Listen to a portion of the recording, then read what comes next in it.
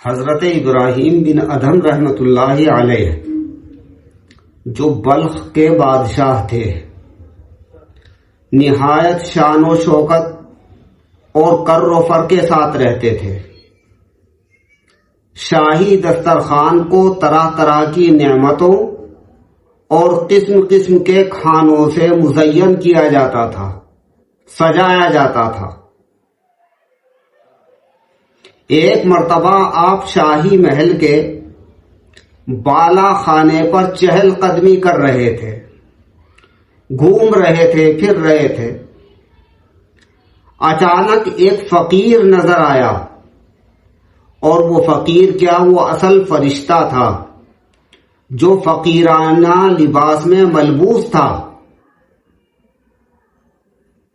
حضرت ابراہیم بن ادھم رحمۃ اللہ علیہ نے دیکھا کہ یہ بغیر اجازت میرے گھر میں داخل ہو گیا ہے۔ چنانچہ آپ نے گرج کر کہا کہ کون ہو اور کیسے آئے ہو؟ اس فرشتے نے جواب دیا کہ حضور والا، میں ایک معمولی سا انسان ہوں، میرا اونٹ گم ہو گیا ہے، میں اپنا اونٹ تلاش کرنے کے لیے یہاں تک آ گیا ہوں۔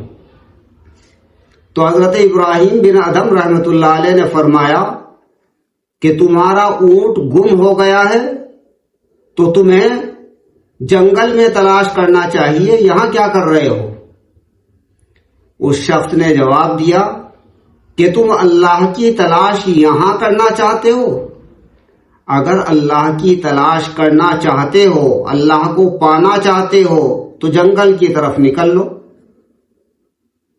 اس بات سے دل پر ایک چوٹ لگی اور حضرت ابراہیم بن ادھم رحمۃ اللہ علیہ نے تہیہ کر لیا، ارادہ کر لیا کہ میں اس نظام سلطنت کو چھوڑ کر جنگل کی طرف چلا جاؤں گا۔ چنانچہ ایک گدڑی، ایک کمبل آپ نے اپنے ساتھ لیا اور جنگل کی طرف چل دیے۔ عبادت کرنے لگے، اللہ رب العزت کی ریاضت کرنے لگے۔ ایک مرتبہ دریا کے کنارے آپ تشریف فرما تھے، بیٹھے ہوئے تھے۔ ایک وزیر کا ادھر سے گزر ہوا اور اس نے دیکھا کہ حضرت ابراہیم بن ادھم رحمۃ اللہ علیہ جو ہمارے بادشاہ رہے، وہ اپنی کملی، اپنا کمبل سی رہے ہیں ایک سوئی سے۔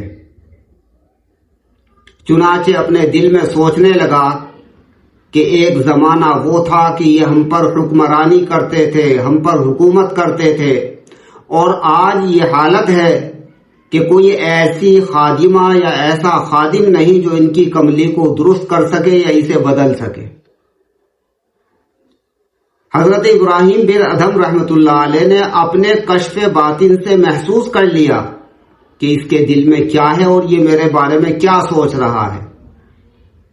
چنانچہ اس کمبل سے سوئی نکال کر آپ نے دریا میں پھینک دی اور پھر مچھلیوں کو آواز لگا کر کہا کہ میری سوئی لا کر دو۔ چنانچہ ہزاروں مچھلیاں دریا کے کنارے آ گئی اور ہر مچھلی کے منہ میں سونے کی ایک سوئی تھی۔ وہ وزیر بڑے دھیان سے دیکھتا رہا۔ آخر میں حضرت نے فرمایا کہ نہیں، مجھے ان سوئیوں کی ضرورت نہیں، مجھے سونے کی ضرورت نہیں، مجھے تو میری سوئی کی ضرورت ہے جس سے میں اپنا کمبل صحیح کر رہا تھا۔ چنانچہ ایک چھوٹی سی مچھلی آئی اور اس نے آپ کی سوئی آپ کے حوالے کر دی۔ وہ وزیر بڑا شرمندہ ہوا اور اپنے دل میں خیال کرنے لگا کہ ہم نے ابراہیم ابن ادھم کے مقام کو نہیں پہچانا اور اللہ کی اس مخلوق نے آپ کی شخصیت اور آپ کے مقام کو پہچان لیا۔ وہ بڑا نادم ہوا، بڑا شرمندہ ہوا، اور ساتھ ساتھ اسے اس بات کا بھی احساس ہوا کہ میری یہ سوچ، میری یہ سمجھ بالکل غلط تھی کہ پہلے یہ حکومت ہم پر کرتے تھے اور اب بالکل مفلوج ہو گئے ہیں، ان کی حکومت آج بھی بدستور زندہ ہے۔ یہ اللہ کی مخلوق یعنی کہ پانی میں رہنے والی مخلوقات پر حکومت کر رہے ہیں، اور جیسی میری سوچ تھی کہ یہ بالکل فقیر بن گئے ہیں، ایسا بھی کچھ نہیں۔ جب دریا کی ہزاروں مچھلیاں سونا پیش کر سکتی ہیں حضرت ابراہیم ابن ادہم کو صرف ایک اشارے پر، تو اس کا مطلب یہ ہے کہ یہ فقیر نہیں، بظاہر فقیر بنے ہوئے ہیں، لیکن اللہ تبارک و تعالی نے ان کے قدموں میں سب کچھ ڈال رکھا ہے۔